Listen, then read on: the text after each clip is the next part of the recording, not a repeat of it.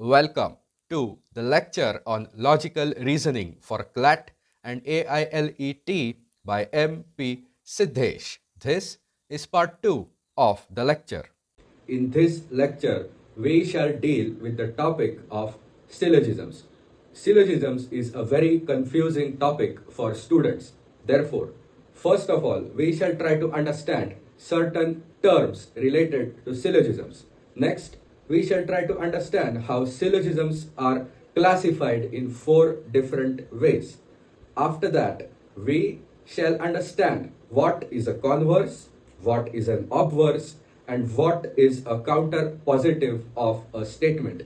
And finally, in this lecture, we shall be solving syllogisms containing 2 premises, and next we shall also be solving syllogisms containing 3 premises. Initially, I planned to cover all the remaining topics pertaining to logical reasoning in this lecture itself. However, I am trying to keep these videos below 15 minutes for your convenience. Therefore, I have decided that we shall be covering the following topics in the next part of this lecture. They are number 1, cause and effect problems, and finally number 2, drawing assumptions and conclusions from statements. We shall start this part of the lecture with some revision. Please recall that a categorical statement is known as a proposition or a premise in the language of logical reasoning. Please also try to recall that a proposition may be divided into the quantifier, the subject, the copula, and finally the predicate. Moving on, let us become familiar with a few more concepts related to logical reasoning. It is extremely important to fully understand and inculcate all of these terms if you want to solve syllogisms quickly and easily. So, a term which is common for both the propositions or premises is known as the middle term. For example, all mangoes are dogs. Some dogs are red. Here, dogs is the common term and therefore also the middle term. Moving on, let us become familiar with the meaning of the word distribution in the context of logical reasoning. A term is said to be distributed when all the elements included in that term are referred to or qualified by the quantifier. So, let us try and understand the term distribution with the help of an example. Assume for a moment that all mangoes are dogs and some dogs are red. In this example, the term mangoes has been qualified in the first premise and therefore the term mangoes is said to be distributed in the first premise. Let us start with the classification of syllogisms. A premise or a proposition may be divided into 4 distinct categories. Number 1 is the universal affirmative. An example is all monkeys are tall. Here, in a universal affirmative, the subject is distributed. It is also denoted by the letter A for ease of reference. The second type of proposition is the universal negative. An example can be no elephant drinks beer. In a universal negative, both the subject and the predicate are distributed. A universal negative proposition or a premise is denoted by the letter E. Propositions may be divided into 2 more types. They are the particular affirmative and the particular negative. An example of a particular affirmative can be some tigers eat burgers, and an example of a particular negative can be some gorillas are not vegan. Please note that in the particular affirmative, neither the subject nor the predicate are distributed, and on the other hand, in the last type, that is the particular negative, only the predicate is distributed. Please try to thoroughly understand the concept of distribution and the various types of propositions or premises before moving on. I must warn you that solving syllogisms can be extremely difficult and frustrating, if not impossible, if you are not familiar with these concepts. Therefore, please spend some time to familiarize yourself with these two important concepts, that is, distribution and the various types of syllogisms. Now, let us try to figure out how to obtain a converse, an obverse, or a contrapositive of any given premise or proposition. So, this is how you obtain the converse of any proposition. You simply interchange the subject and the predicate. However, please remember that the argument made in the original premise or statement must not change. In essence, it must remain the same. Please go through the examples of converses given in this slide for a better understanding of the concept. So, moving on, let us look at how to obtain the obverse of a premise. Unlike converse, in an obverse, the quality of the argument changes. For example, an affirmative argument becomes a negative argument. However, the argument or the premise in essence remains the same. So, how do you obtain an obverse?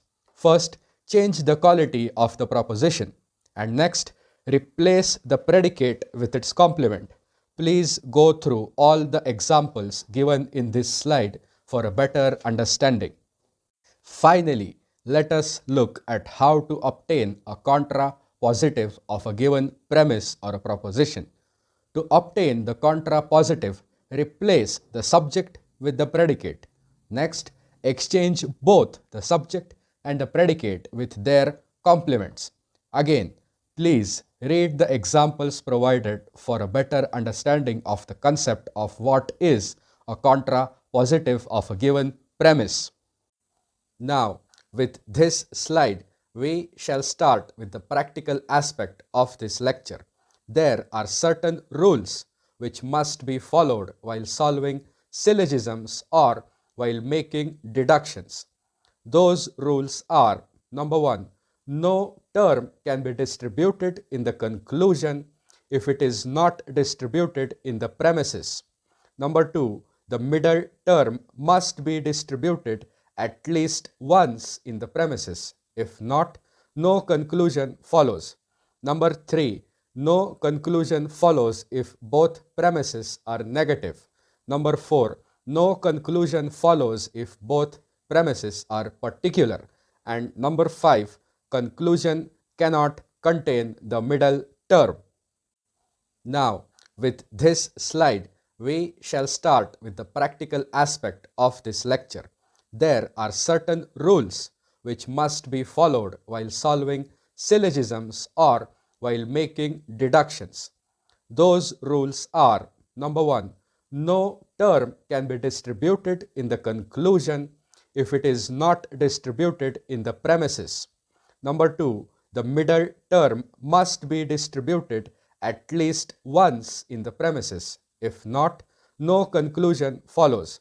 Number three, no conclusion follows if both premises are negative. Number four, no conclusion follows if both premises are particular.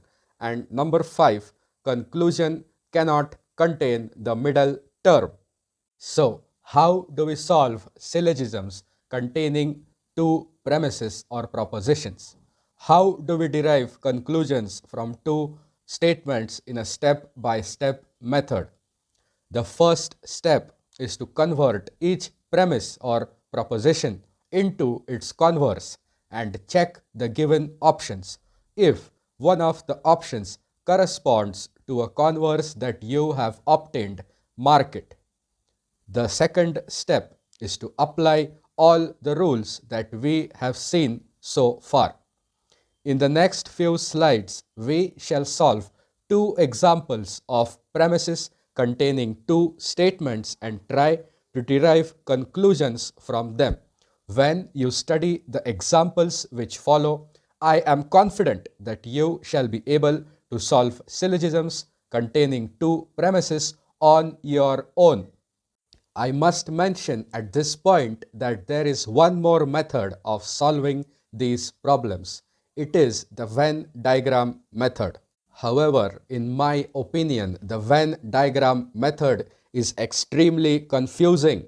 My job here is to remove doubts and confusion and not to add to it. So, we shall not be dealing with this method of solving syllogisms in this lecture. I personally find it very easy to solve syllogisms using the rules which we just mentioned. So, let us start with the solved examples. Assume for a moment that some bottles are drinks and all drinks are cups. Pause this video to read the available conclusions and the available options, out of which you must choose one. So what are the applicable rules for this example? They are: if one premise is particular, the conclusion must be particular. Next, the converse of a premise is a valid conclusion. And finally, the conclusion does not contain the middle term. Therefore, from the given options, conclusion number 2 is the converse of the second premise. Therefore, it is one of the answers. Now, by applying the rules, we get the conclusion that some bottles are cups, which is exactly conclusion number 1. Conclusions number 3 and 4 cannot follow because the conclusion cannot contain the middle term. In this case, the middle term is drinks. Both conclusion number 3 and conclusion number 4 contain the term drinks. Therefore, those are invalid conclusions. Hence, in this problem, the correct option is number 1. That is, only premise number 1 and premise number 2 follow.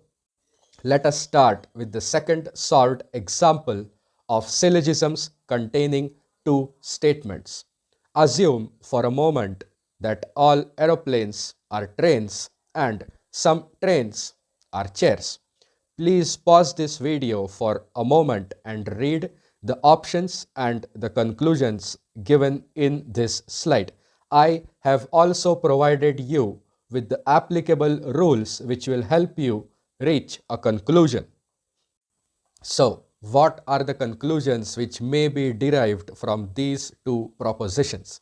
Please note that conclusion number 4 is the converse of the first premise, that is, all aeroplanes are trains. Therefore, conclusion number 4 is a valid conclusion. Similarly, the third conclusion is the converse of the second premise. Therefore, conclusion number 3 is also a valid conclusion. Now, please note that in this case, the middle term, that is trains, is not distributed even once in both the given premises. Therefore, no conclusion can follow. Therefore, from this whole exercise, only two valid conclusions can be obtained. They are conclusion number 3 and conclusion number 4. Therefore, option number 4 is obviously the correct option. Now, we shall start with the final subtopic of the day, that is solving syllogisms with three premises. So, how do we solve syllogisms containing three premises? What are the steps? The steps are as follows. Step 1 remains the same. You should derive the converse of each statement or premise and mark it if it is present in the given set of conclusions. Step 2 in this case is to deal with two premises at a time and thus obtain three conclusions. Those three conclusions and the three converses are the valid set of conclusions. You must mark them in the given conclusions and then choose the best option.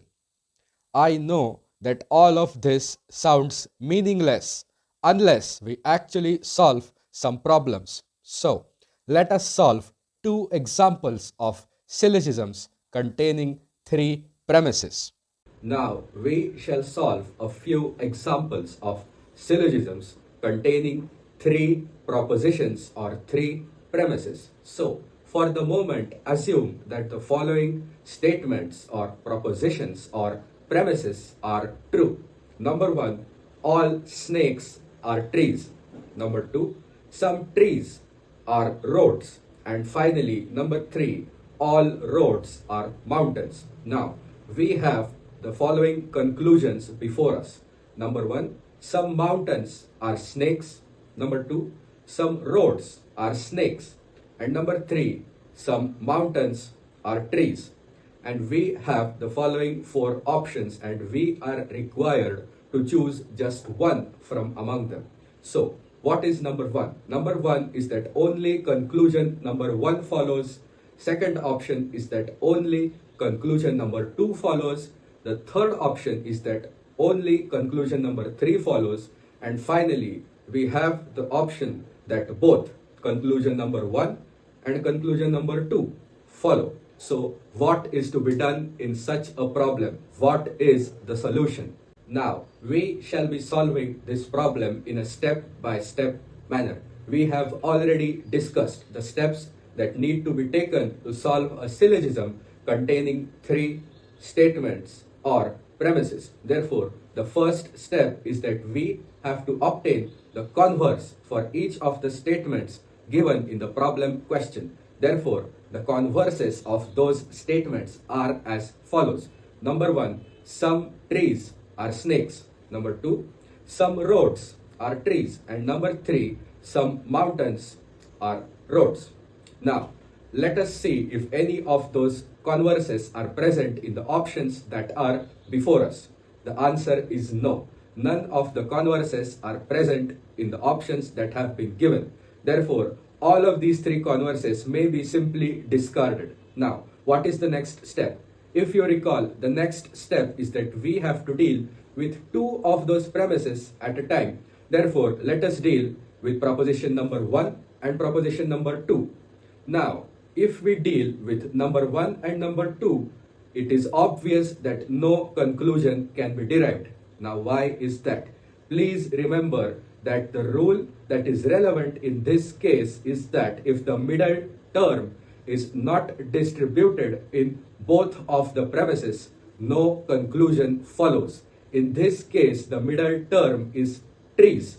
Trees has not been distributed in both of the premises. Therefore, no conclusion may be derived from number one and number two. Now, let us deal with number two and number three. So, there are two possible conclusions from these two premises. They are some trees are mountains or some mountains are trees. Why is that? Please remember the rule that one premise is particular. The conclusion must be particular and cannot contain the middle term, that is roads. Now, let us deal with proposition number one and number three given in the problem question. Therefore, from number one and number three, no conclusion at all can be derived. Now, why is that? That is because the middle term in these propositions has not been distributed even once in both of those propositions. That is proposition number one and proposition number three. Therefore, no conclusion follows. Now, let us take a look at the valid list of conclusions that we have obtained so far. So far, we have obtained three converses and two conclusions from proposition number two and proposition number three. Like I said previously, the converses are not present in any of the options that are before us, and therefore the converses should be discarded totally. Therefore, we are now left with just two options, that is, some trees are mountains or some mountains are trees. Therefore, so far, we have obtained just two valid conclusions. They are some mountains are trees and on the other hand, some trees are mountains. Now, let us go back to the problem question. If you look at the problem question and specifically the set of conclusions that we have been given, you will find that option number three, that is some mountains are trees, matches with one of the valid solutions that we have derived in the previous slide. Therefore, naturally, the correct option is option number 3, that is only conclusion number 3 follows. Now, let us start with the last solved example of the day. Assume for a moment that number 1, some saints are balls, number 2, all balls are bats, and finally, number 3, some tigers are balls. Please pause this video to read the list of available conclusions and the options which follow. Like always, let us try to solve this problem in a step-by-step method. So, step number 1 is to obtain the converses. We obtain the following converses from the 3 given premises. They are: number 1, some balls are saints; number 2, some bats are balls; and finally, number 3, some balls are tigers. The next step is to deal with 2 premises at a time and obtain 3 conclusions. So, considering proposition number 1 and proposition number 2, we obtain the conclusion that some saints are bats or some bats are saints. Please try to identify the applicable rule on your own. Similarly, the conclusion which follows from proposition number 2 and number 3 is some tigers are bats or some bats are tigers.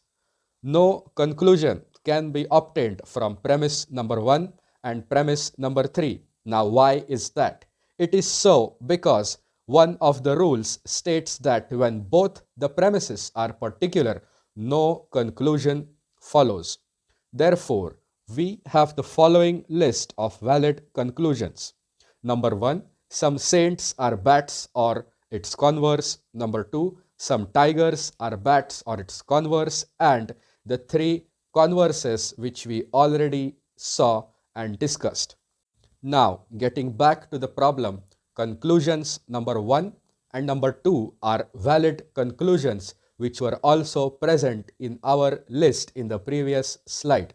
And therefore, option number 1 is naturally the correct option and the right option in this problem.